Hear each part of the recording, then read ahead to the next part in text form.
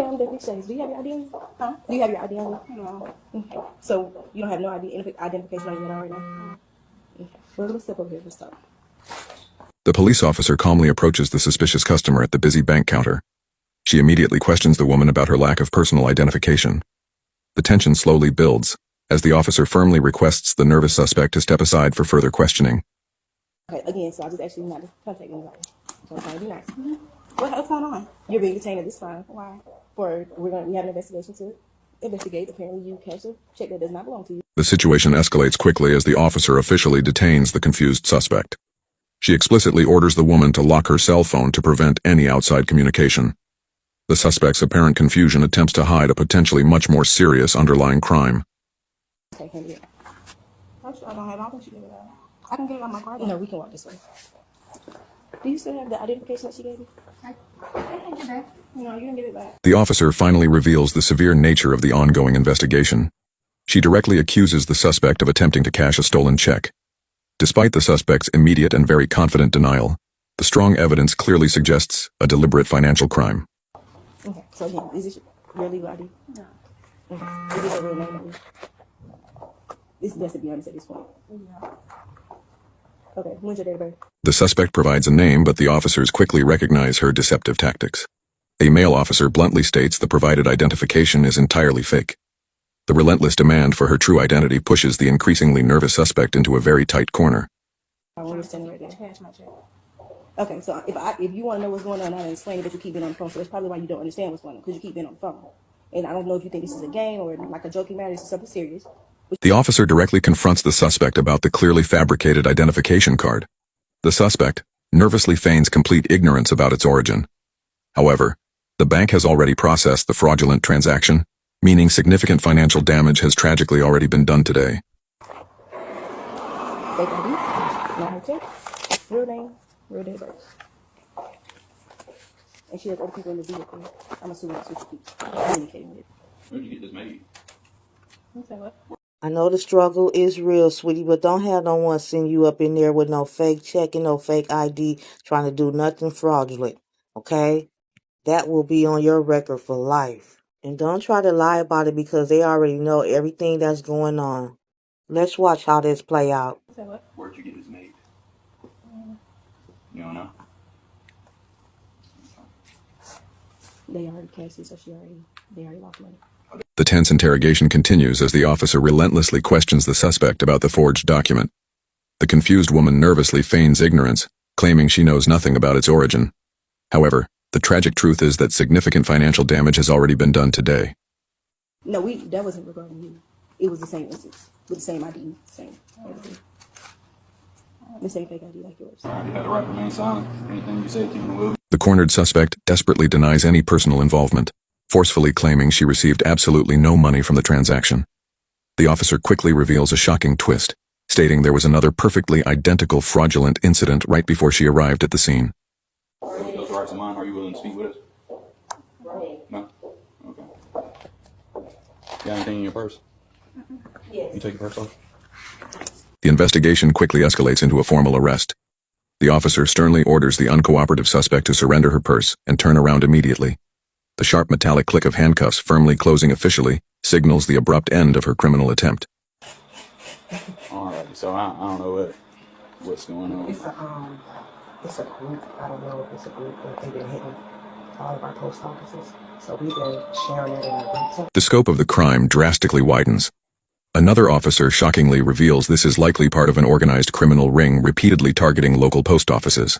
They are aggressively using highly sophisticated fake identification and stolen government checks to steal money. And that check was good. They've stolen from somewhere, but the ID is linked to a man somewhere. The intricate details of this bold scam are finally exposed. The thieves brilliantly used authentic, stolen government checks paired with completely fabricated IDs. Bizarrely, the fake identification provided by the female suspect was actually linked to a male individual elsewhere. Black male with 12087 Treasury check. So I think this one is for 15 something. It's not their ID. If you run the ID, the one that we ran earlier was to a man. So they're fake IDs. So they're stolen checks. So to Hey everyone, so the checks was real, but the IDs was fake. The ID that she presented him came back to a man. And it's not just her doing it, it's a lot of them doing the fake checks and the IDs. And this is not the first time she done it. She might not be going to jail, she might be going to the feds. His initial detention is grounded in Terry v. Ohio, decided by the Supreme Court in 1968. Terry establishes that a brief investigative stop is lawful when an officer possesses reasonable, articulable suspicion that criminal activity is afoot. Here, the threshold was far exceeded. Postal employees had flagged an active pattern across multiple locations. The subject presented a fraudulent document. The postal inspector independently confirmed that identification returned to a male subject while the detainee is female. The detention was constitutionally sound. When the subject admits the identification is not legal, she triggers exposure under 18 United States Code Section 1028. That statute prohibits knowingly using a fraudulent identification document in furtherance of a federal crime. Maximum sentence, 15 years. The underlying check fraud implicates 18 United States Code Section 510, forging or presenting a stolen treasury instrument carrying up to 10 years. The coordinated multi-location pattern described by the station manager triggers 18 United States Code Section 1349, federal conspiracy. Under conspiracy doctrine, each participant bears liability for the full scope of the scheme, not merely the transaction in which they personally participate. Miranda advisement at 3 minutes 54 seconds is delivered correctly and in full, consistent with Miranda v. Arizona, 1966. The subject invokes her right to remain silent. The deputy acknowledges it without argument and ceases questioning. This is the constitutionally required response. Any interrogation conducted after an unambiguous invocation would risk suppression of all resulting statements under the fruit of the poisonous tree doctrine. The deputy raises the possibility of a search warrant for the subject's phone, a legally significant point under Riley v. California, decided in 2014. The Supreme Court held unanimously that law enforcement cannot search a cell phone incident to arrest without a judicial warrant. No exception applies here. Given that the subject's phone may contain communications with co-conspirators, a warrant application would be both appropriate and likely to satisfy probable cause. We cash it. Yeah, We cash any federal checks. Right, and then the money order, they go get a money order here. Yes. Yeah, we sell money orders for a fee, and they actually never expire. People have went to the Goodwill and bought a dresser, and it was a money order in there from 19 whatever, and they still could cash it. Okay. But we can't cash your check if we haven't sold anything to generate that revenue. We got to sell some stamps or postage. So to generate revenue, and we're not a high volume office like the Main, it's hard to get $3,000. So we can't cash it because we don't have it in our drawer. Right. So what they said is, oh, here's $3,000 to buy a money order. Now I got $3,000 in my drawer. Oh, can you cash this check for $3,000? And I give you the $3,000 back. Okay. It's kind of like that thing, like, give me change for a dollar. Yeah. Okay, well, give me two quarters and 5 dimes, and then, before you know it, you didn't give $50. So, Makes sense. yeah. Okay. It's never happened since. And these two things would be the biggest things to seize for the furtherance of it, because I could work with your detective unit and see if we can get a search warrant for the phone. Okay. But this is consistent with what she was doing, so that would help us. Yeah, that's what I was like. Is mine? Yes, sir. Okay, great. It's been employees calling you. I should ask for a while. It's on 63%. So. Alrighty, man. That's right. The Constitution was present at this scene. The question is who understood it. Responding deputy receives a B+.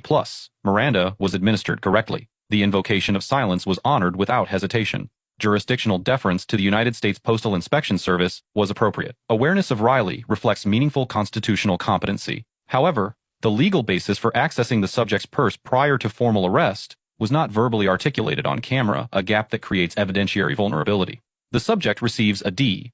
Possession of a fraudulent government-issued identification, attempt to utter a stolen treasury check, and apparent participation in an organized ring constitute layered federal felonies. Invoking Miranda was the one sound legal decision made during this encounter. It does not offset the gravity of the underlying conduct. Lesson learned. The fraud method exploited here, funding a postal drawer through money order purchases, then cashing a stolen check against those funds, is a known vulnerability in small post office operations. Clerk-level training on treasury check verification protocols is the primary institutional defense. For law enforcement, encounters involving federal instruments require early coordination with the relevant federal agency. Evidentiary decisions, particularly searches, must be verbally documented in real time to protect prosecutorial integrity. Let us know if there is an interaction or legal topic that you would like us to discuss in the comments below. Thank you for watching, and don't forget to subscribe to our channel. for more content on police court interactions. I don't know, y'all. It looked like it's a ring of them cashing checks and trying to get money orders. I guess that's the new thing out. Okay, y'all, let's see what's going on next. Hi. I didn't Can you step out of the car?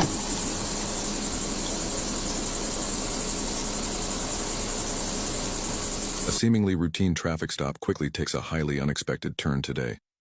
The confused female driver is suddenly ordered out of her luxury vehicle.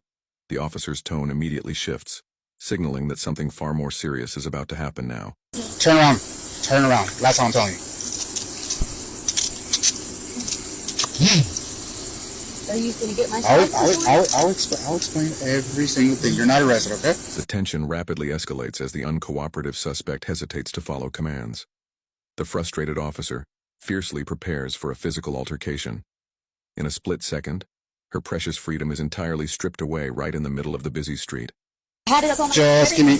I'll get your side. Just gotta figure out what's going on, okay? So you're detained. I'm gonna sit you in my car, okay? Handcuffed and forcefully placed inside the claustrophobic backseat of the police cruiser, reality finally sets in. She is officially detained.